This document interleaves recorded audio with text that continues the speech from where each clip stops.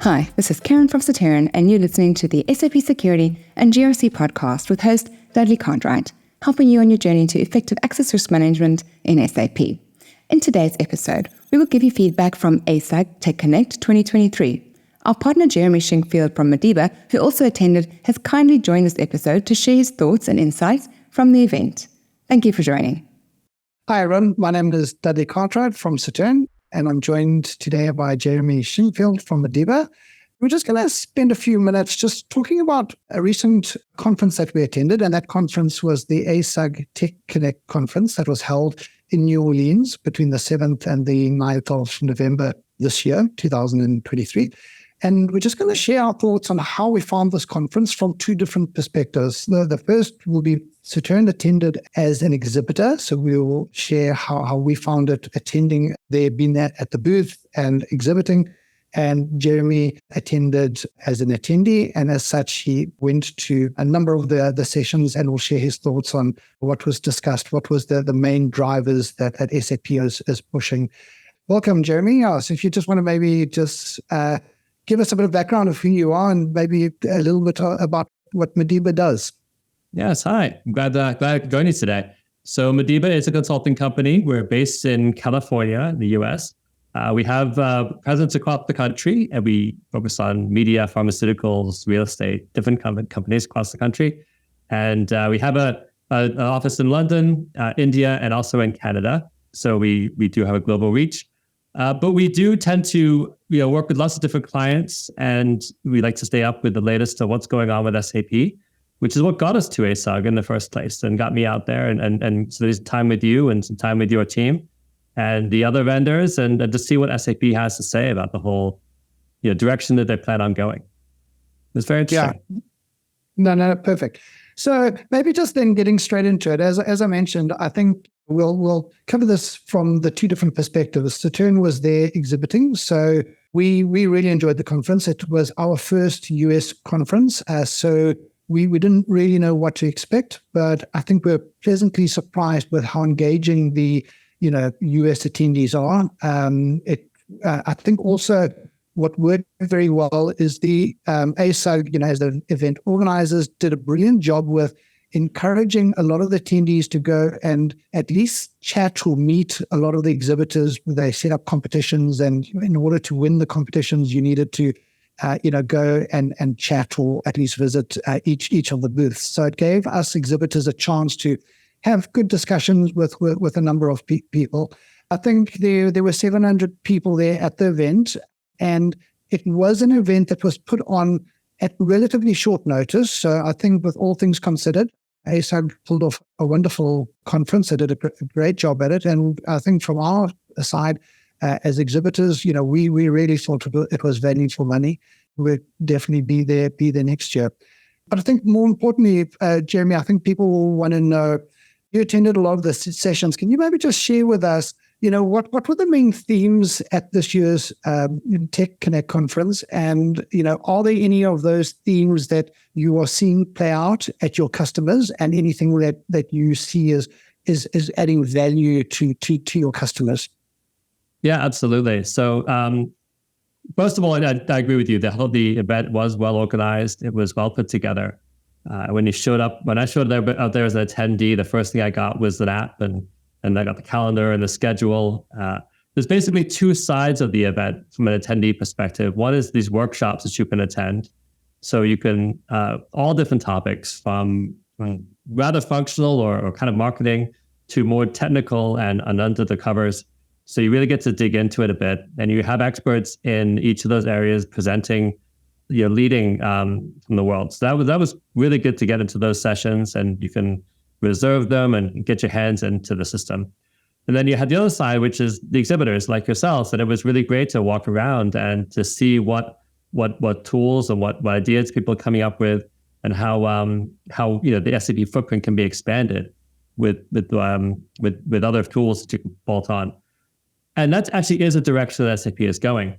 They talk a lot about this clean core, which what they're trying to do is they can look across their clients across the world, and they can see that everyone has taken SAP and configured it and then gone beyond that and customized it. There's a lot of custom code out there. There's a lot of uniqueness to every single system.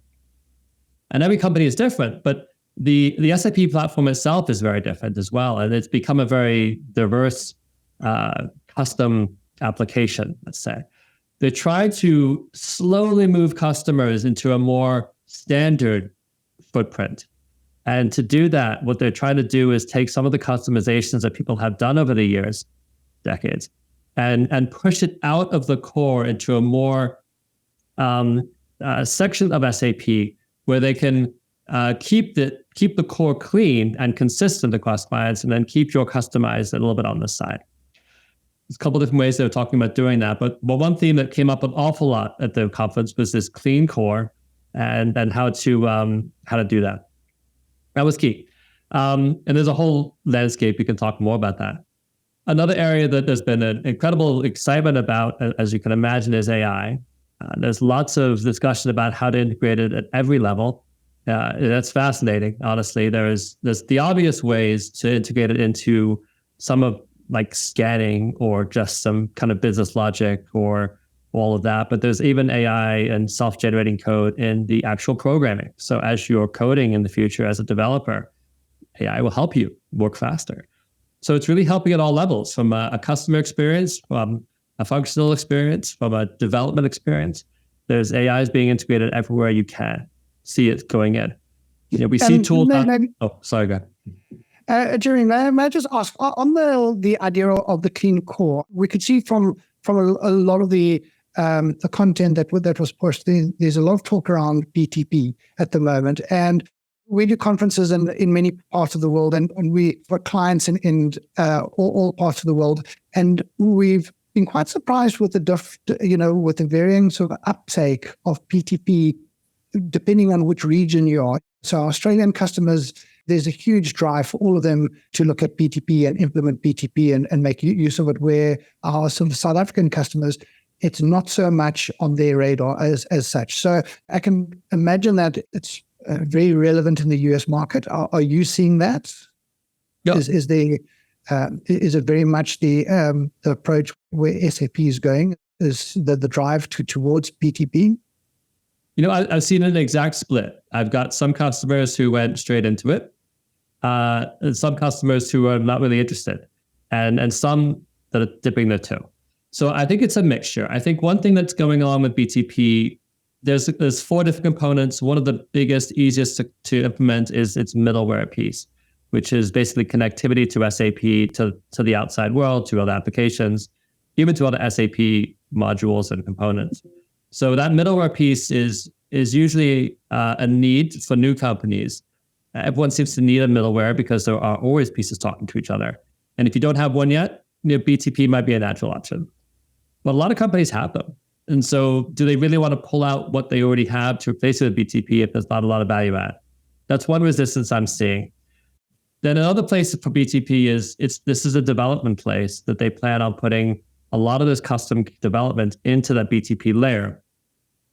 Well, we've got a lot of development that's not there today. It's in the SAP system. It's baked into the system that they have already. And to pull it out and to put it into BTP is a risky endeavor sometimes. It can happen naturally as part of an S4 upgrade. But I'm seeing that there's a bit of hesitancy there too. And then lastly, I think it's interesting to see, and I'm working with this right now, is how well BTP talks to S4. How fast is it? So I'm developing a tool right now for a client where we are developing a scanning solution for invoices, and we're going to build that into BTP. So as documents come through and goes out, and as you get to hundreds of thousands of documents going between BTP and S4, we're curious to see the performance and to see what that's going to look like. And so that could be another challenge for BTP as it goes. And then there's licensing, and there's throughput and all of that. So the cost can be different than what you had today. But I haven't seen total resistance, to answer your question. I have seen people implement it, and I have a couple of clients that use it, and I do see it growing. But I don't see customers clamoring at it and diving at it and seeing right away a big obvious choice there. Yeah. And was there much in the program talking around the SAP RISE activity and the drive to getting customers to move on to the SAP RISE program? Yeah, that was a natural place as well where a lot of the conversations went. And I have seen that too. So RISE is growing, and that is actually a value add that I don't see as much resistance towards. I've worked on, we have 2 S/4HANA Cloud solutions right now, which really is just SAP's doing all of the basis and support work in there. But even other ones where we just have S4 HANA, even if it's not on the S4 cloud, SAP Cloud, it still has SAP in there doing the basis activities, managing the system, and RISE is there. So I do see that growing. I think that's going to be a natural place for SAP to take over.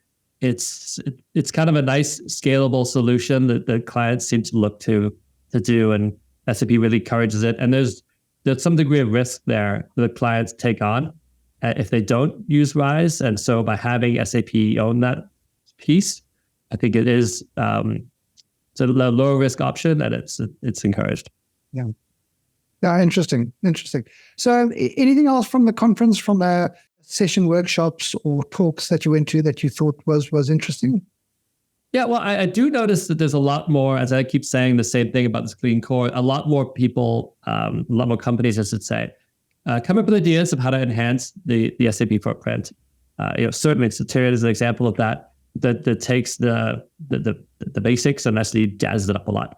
So I like to see that, and that's I can see how that naturally fits. And so as a implementation consultant firm, we look to see these tools, and I think these tools are offering a lot more than they used to.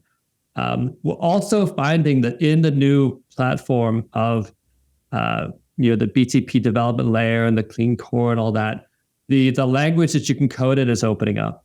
So instead of just being stuck using ABAP as your language code, there's a lot of Python for AI. There's a lot of JavaScript, and there's all these other languages that you can build in, which comes a whole pool of other talent that I can pull from as developers, as applications.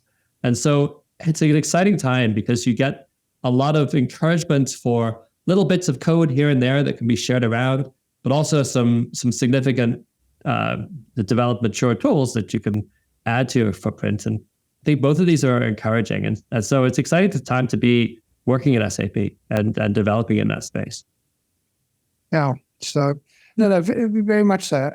And I guess with the timelines that a lot of companies have to consider moving onto S4 and all that, there's a lot of project work that's going to come up, and I'm sure your guys' capability in that space is well known. So hopefully a lot of the people that do listen to this can reach out to you.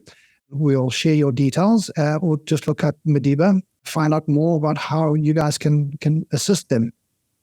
Yeah, that sounds great. And I think that it's as we've moved forward, I think the S4 migration is interesting to see how customers are approaching that. One last thing I would like to say is that the smaller customers, you dive into it quickly. They're always a little more simple. There's less to move over the business process. But the larger customers are taking a few years to get it right. And there's always opportunities there to rethink about how things work, to look at new ways of managing security, for example. Maybe send some good chances there to bolt on Saterian or the like. And I think there's a lot of work coming as the pressure increases to move to S4, but also as S4 proves itself. There are some nice features. It used to be S4 was just another platform, another version of SAP, but no, it's a very different solution, and it is growing and is maturing, and there's a lot of development in the area that is being shared around. The same can go for also the consulting partners in that space. They're gaining a lot of experience of what works best. So I guess those companies that are still needing to do that sort of upgrade or migration, they do benefit from consulting partners like yourselves that have now done a huge number of projects. You've learned what works best in that space. So yes, we're maybe getting under a bit of time pressure to get it done in a certain amount of time, but those companies are going to benefit from having a lot more experienced consultants assisting them with those projects. Yeah, no doubt. There's definitely some differences in how S4 is set up in the ECC world. And it's been an interesting 5 years to learn that. But yeah, I think you're right. It's a lot faster now than it was a while ago. That risk has come down quite a bit. And I think that's why these larger firms are finally kind of jumping in and taking it seriously. Because there are benefits they're going to start losing if they don't move over. Yeah. No, perfect. Okay, well, Jeremy, thank you very much for joining us on today's session. It was great chatting to you until the next conference that we attend, which will hopefully be soon. We keep well, and we'll speak to you soon. I look forward to seeing you soon. Yeah, that'd be great.